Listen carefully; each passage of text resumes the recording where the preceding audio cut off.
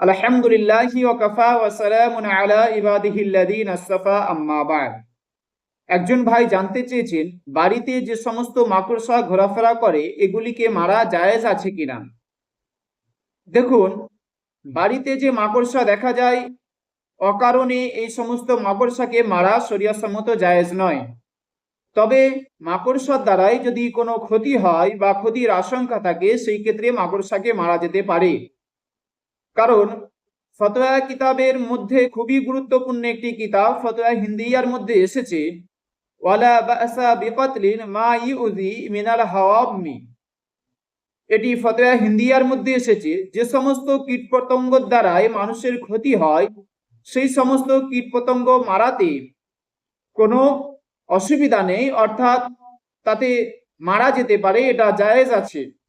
অতএব এই ফতোয়া কিতাব থেকে পরিষ্কার বোঝা গেল যে যদি মাকড়সার দ্বারাই কোনো ক্ষতির আশঙ্কা থাকে বা ক্ষতি হয় সেই ক্ষেত্রে মারা যেতে পারে। এবং রাসূলুল্লাহ সাল্লাল্লাহু আলাইহি সাল্লাম পবিত্র জুবানে জানিয়েছেন, একটি হাদিস আছে যেটি হযরত আয়েশা রাদিয়াল্লাহু তাআলা আনহা থেকে বর্ণিত। তিনি বর্ণনা করেছেন, আল্লাহ নবী সাল্লাল্লাহু আলাইহি সাল্লাম 5টি এমন প্রাণী আছে যেগুলিকে হারামের ভেতরে অর্থাৎ মক্কার ভেতরে এবং মক্কার বাইরেও মারতে নির্দেশ দিয়েছেন, মারাতে কোনো অসুবিধা নেই। এমন কিছু প্রাণী আছে যেগুলির দ্বারাই ক্ষতি বা ক্ষতির আশঙ্কা করা যায়, যেমন কাক, বিচ্ছু, ইঁদুর ইত্যাদি। এই সমস্ত প্রাণীর দ্বারাই ক্ষতি বা ক্ষতির আশঙ্কা থাকলে এগুলিকে মারা যেতে পারে।